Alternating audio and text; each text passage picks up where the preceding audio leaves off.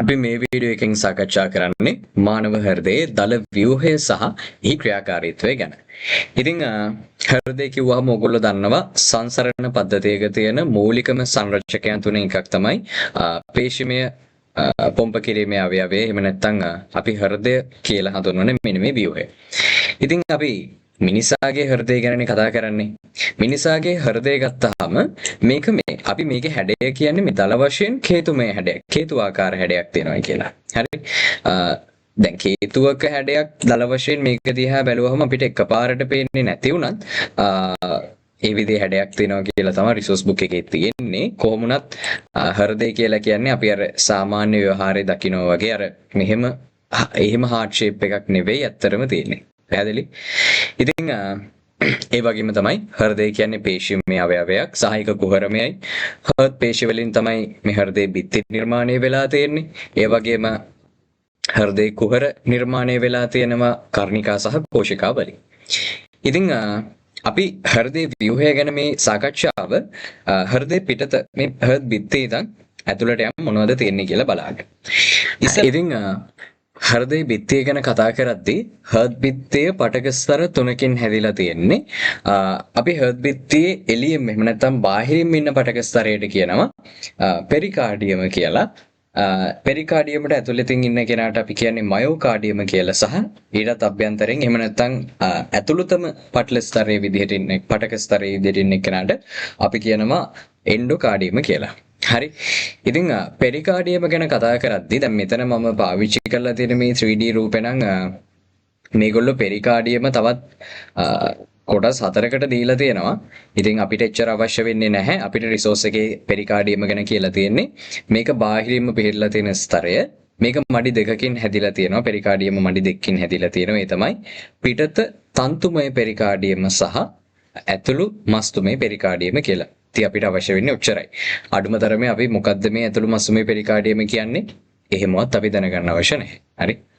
ඉතින් දැන් පිටත තන්තුමය පෙරිකාඩියම කියද්දී අපි දන්නවා ඒක තන්තු වලින් නිර්මාණය වෙලා තියෙන්නේ සහ ඒක බාහිර ආවරණයක් විදිහට ක්‍රියා කරනවා.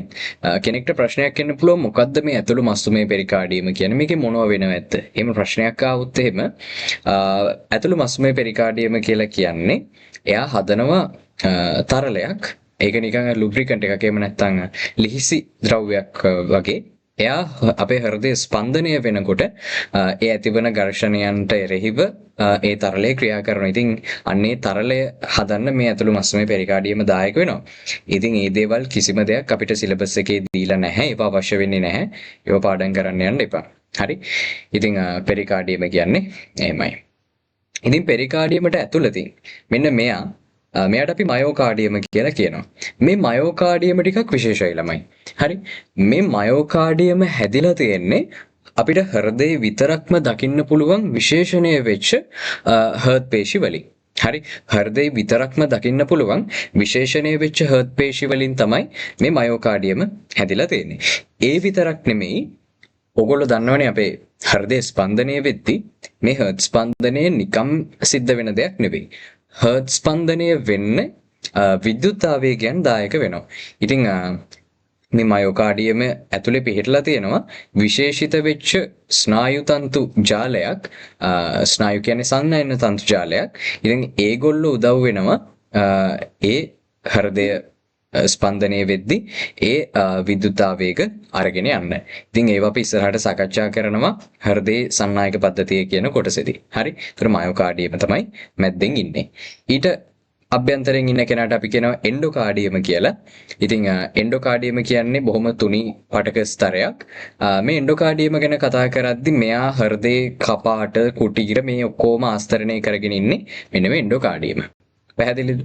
ඒ වගේම තමයි මෙයාව නිර්මාණය වෙලා තියෙන්නේ පැතලි අපිච්ච දෙකකින්, සරල ශල්කමය අපිච්ච දෙකකින්. ඒ වගේම තමයි මේ එන්ඩෝකාඩියම ඒගොල්ලෝ කියලා තියෙනවා මේ රුධිර නාලවල අන්තශ්වද ආස්තරණයත් එක්ක අකණ්ඩව පිහිටනවා කියලා. මෙන්න මෙහෙම කතාවක්. පැතලි අපිච්ච සෛල වලින් යුක්තයි. ඒ රුධිර වාහිනී වල අන්තශ්වද ආස්තරණය සමග අකණ්ඩව පවතී කියලා. ළමයි මෙන්න මෙහෙම දෙයක් කියන්නේ. ඔයගොල්ලෝ දන්නවා රුධිර වාහිනී වල අභ්‍යන්තර බිත්තිය ගත්තාම ඔය අභ්‍යන්තර බිත්තියත් එක්ක අකණ්ඩව මේ එන්ඩෝකාඩියම පිහිටනවා කියන එක තමයි ඔය වාක්‍යයෙන් කියලා තියෙන්නේ. ඒක ටිකක් ප්‍රශ්නයක් ගොඩාක් වෙලාවට මොකද්ද මේ අන්තර්ශය දාස්තරණය කියලා කියන්නේ කියන එක. අන්තර්ශය දාස්තරණය කියන්නේ 아무තු දෙයක් නෙමෙයි. රුධිර වාහිනී වල ඒ බිත්තියේ එයාලගේ අභ්‍යන්තරම තියෙන බිත්තිය තමයි ඒ ආස්තරණය තමයි අන්තර්ශය දාස්තරණය කියලා කියන්නේ. හරි. ඉතින් ඔය විදිහට අපි හෘද බිත්තිය ගැන තියෙන කරුණු ටික සාකච්ඡා කරලා ඉවර කරනවා. අපි එහෙනම් කතා කරමු හෘදේ කුටීර ගැන ඊගාවට. හරි. හෘදේ කුටීර ගැන කතා කරද්දී ඔයගොල්ලෝ දන්නවා හෘදේ කුටීර හතරකින් සමන්විත වෙලා තියෙන්නේ. උඩින් ඉන්නවා කර්ණිකා දෙකක් සහ පල්ලෙහෙන් අපි කියනවා අදරව කෝෂිකා දෙකක් සහ ඉහළින් කර්ණිකා දෙකක් තියෙනවා කියලා. දැන් අපි මේ හෘදේ ව්‍යුහයක් මෙතන දීලා තියෙනවා. එතකොට අපි මෙයාගේ කර්ණිකා කෝෂිකා ටික ඉස්සෙල්ලා හඳුනගන්න බෑ. මෙන්න මෙතන ඉන්න මේ ව්‍යුහය මේ කුටීරයට අපි කියන්නේ වම් කෝෂිකාව කියලා. දැන් මේ හෘදේ මම රූපයේ දකුණු අත පැත්ත මෙහෙම සලකුණු කරාට ඇත්තටම හાર્ට් එක ගත්තොත් එහෙම තමන්ගේ පැත්තට තියලා මේ පැත්තෙන් ඉන්න මේ වම් කෝෂිකාව තමයි මේ විදිහට මෙතන දක්වලා තියෙන්නේ. ඊට මෙහෙන් ඉන්නවා දකුණු අත පැත්තෙන් දකුණු කෝෂිකාව. මේකේ කර්ණිකා නම් පැහැදිලිව මේ රූප සරහනේ පේන්නේ නැහැ. නමුත් මේ හරියෙන් කර්ණිකාත් ඉන්නවා. පැහැදිලි. ඉතින් ඔය විදිහට ප්‍රධානවම මේ කර්ණිකා දෙකකින් සහ කෝෂිකා දෙකකින් යුක්ත කුටීර හතරක් මානව හෘදයේ තියෙනවා. පැහැදිලිද? ඊළඟට තව දෙයක් තමයි කර්ණිකා බිත්තිවලට වැඩිය කෝෂිකා බිත්තිවල ඝනකම වැඩි. ඒකට හේතුව තමයි ළමයි ඔයගොල්ලෝ දන්නවා කර්ණිකාවල ඉඳන් රුධිරය යන්නේ කෝෂිකාවලට විතරයි. හරි. මේ කර්ණිකාවල දැන් අපි දකුණු කර්ණිකාව ගත්තොත් එහෙම දකුණු කර්ණිකාවේ තියෙන ඔක්සිජන් අඩු රුධිරය ටික එයා දෙන්නේ දකුණු කෝෂිකාවට විතරයි. හරි. එතකොට කර්ණිකාව ඉඳන් කෝෂිකාවට රුධිරය යවන්න එහෙම ලොකු පීඩනයක් ලොකු බලයක් යොදන්න අවශ්‍ය නැහැ. හැබැයි අපි ගත්තොත් එහෙම දකුණු කෝෂිකාවේ ඉඳන් පෙනහැල්ලට රුධිරය යවන්නේ උපුෂීය දමනිය හරහා. එතකොට පෙනහැල්ලට රුධිරය යවද්දී අර කර්ණිකාවෙන් කෝෂිකාවට එනවට වඩා වැඩි පීඩනයක් යොදන්න ඕනේ. ඉතින් ওই පීඩනයට ඔරොත්තු දෙන්න උතන දකුණු පැත්ත විතර නෙමෙයි වම් පැත්ත උනත් එහෙමයි. ඉතින් මේ පීඩනයට ප්‍රතිරෝධීව හෘදේ බිත්තිය ටිකක් ඝනකම්ව තියෙනවා කර්ණිකා බිත්තියට වැඩිය කෝෂිකා බිත්තිය ටිකක් ඝනකම්. ඔයාලට ඒක මේ රූප සරහන දිහා බැලුවහම තේරෙනවා ඇති. හරි. මේ බිත්තියේ මෙතනින් තියෙන මෙන්න මේ බිත්තියේ ඝනකමයි මෙන්න මේ කෝෂිකා බිත්තියේ ඝනකමයි බැලුවහම ඔයාලට පැහැදිලි ඇති මං කියපු කතාව. පැහැදිලි?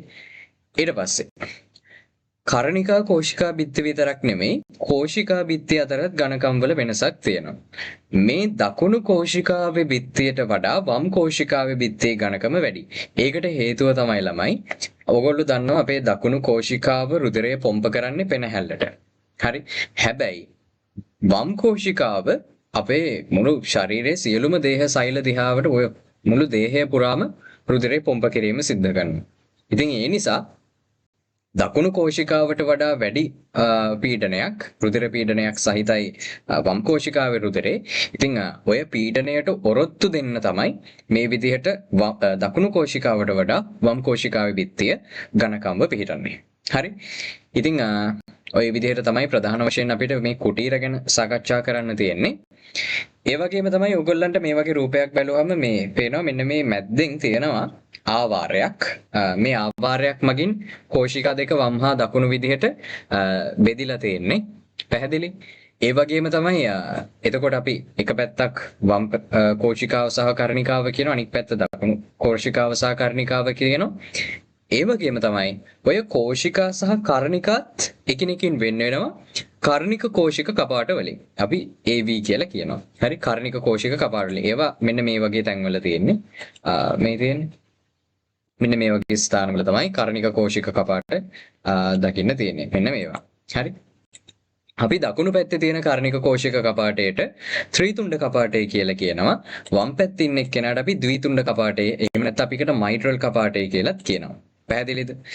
ඉතින් මේ කපාටයක් කියන්නේ ළමයි මෙහෙමයි. කපාටයකින් කරන්නේ එක පැත්තකට විතරයි එයා ඕපන් වෙන්නේ.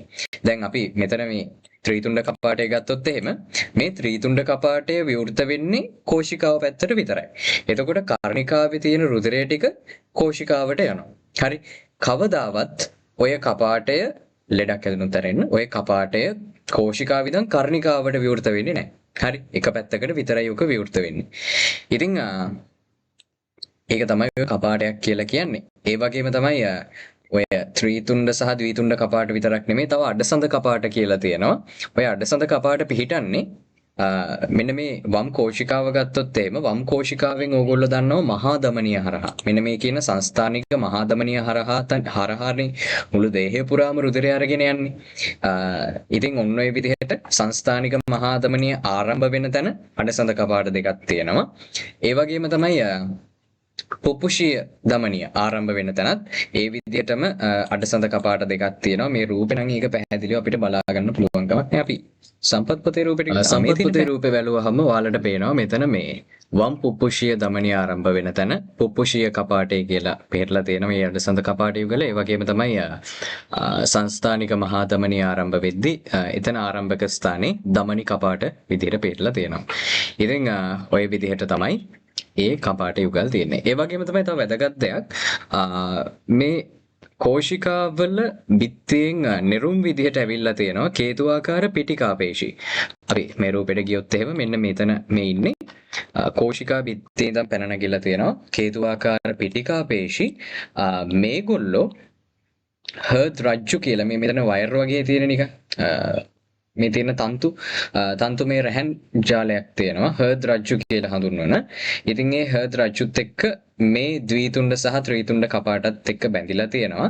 ඉතින් මේකේ කාර්යය තමයි ළමයි කපාට මේ ද්විතුණ්ඩ සහ ත්‍රිතුණ්ඩ කපාට නොපිට පෙරලෙන්න පුළුවන්. ඒ කියන්නේ දැන් කර්ණිකාව ඉඳන් කෝෂිකාවට විතරක් මේක ඕපන් වෙන්න තිබ්බට හිතන්නකෝ කෝෂිකාව ඉඳන් කර්ණිකාවට හදිස්සිය ඕපන් වුණයි කියලා. එතකොට හරි වැඩක් වෙන්නේ එහෙමුණොත් එහෙම මේ දැන් දකුණු අපි වම් කෝෂිකාව ගැන කතා කළොත් එහෙම වම් කෝෂිකාවෙන් මහා ධමනිය හරහා දේහයට යවන්න දේහය පුරා සංසරණයට යවන්න තියෙන රුධිරය ටික හිතන්නකෝ මයිට්‍රල් කපාටේ විවෘත වෙලා අනිත් පැත්තට ඒක වම් කර්ණිකාවට ගියයි කියලා එහෙම හරි ප්‍රශ්නයක් නෙවෙන්නේ. ඉතින් ඔය විදිහට කපාටේ අනිත් පැත්ත පෙරලෙන එක අනිත් පැත්ත හැරෙන එක වළක්වන්න තමයි මේ කේතුආකාර පිටිකා පේශී වලට සම්බන්ධ වෙලා ඉන්න හර්ද් රජ්ජු සිද්ධ කරන්නේ කපාට නොපිට පෙරලීම වළක්වන එක. පැහැදිලිද? ඉතින් ওই විදිහට තමයි හෘදේ අභ්‍යන්තරය ගැන අපිට කතා කරන්න තියෙන්නේ. අපිට තව කතා කරන්න මොකක්ද ඇත්තටම වෙන්නේ? එහෙම නැත්නම් මේ හෘදේ ක්‍රියාකාරීත්වය කොයි විදිහද කියන එක ගැන අපි සාකච්ඡා කරන්න කලින් අපිට අවබෝධයක් තියෙන්න ඕනි පුංචි වචන කිහිපයක් තියෙනවා. පළවෙනිම දේ තමයි ධමනියක් කියන්නේ මොකක්ද කියන එක ගැන අපිට අදහසක් අපි දැනගෙන ඉන්න ඕනි. ධමනියක් කියන්නේ හෘදයෙන් රුධිරය එළියට අරගෙන යන ඕනිම රුධිර නාලයක් රුධිර වාහිනියක් අපි ධමනියක් කියලා හඳුන්වනවා. ඒ වගේම තමයි ළමයි හෘදය දිහාවට රුධිරය අරගෙන එන ඔක්සිජන් අඩු රුධිරය වෙන්නත් පුළුවන්. එහෙම නැත්නම් ඔක්සිජන් හොඳින් තියෙන ඔක්සිජනීකృత රුධිරය වෙන්නත් පුළුවන්. ඒක අදාළ නැහැ. හෘදය දිහාවට රුධිරය අරගෙන එනවා නම් අන්න ඒක අපි ශිරාවක් කියලා හඳුන්වනවා. ඔන්න ඔය අවබෝධය ඉස්සල්ලාම දෙන්න ඕනේ. ඊළඟට මේ පුප්පුෂය කියන වචන නම් ඒක නම් හැමෝම දන්නවා. පෙනහැලි වලට කියන තවත් නමක් තමයි මේ පුප්පුෂය කියන වචනය. ඉතින් පෙනහැලිත් එක්ක සම්බන්ධ රුධිර වාහිනිය හඳුන්වන්න ඔය පුප්පුෂය කියන වචනේ පාවිච්චි වෙනවා. හරි. එහෙමනම් අපි බලමු මොකද්ද වෙන්නේ කියලා. ඕගොල්ලෝ දන්නවා මේ දකුණු කර්ණිකාවට රුධිරය අරගෙන උත්තර මහා ශිරාව සහ අදර මහා ශිරාවෙන් ඔක්සිජන් ඌන රුධිරය එනවා. හරිද? ඒ ඌන රුධිරය ඇවිල්ලා දකුණු කර්ණිකාවට එකතු වෙනවා.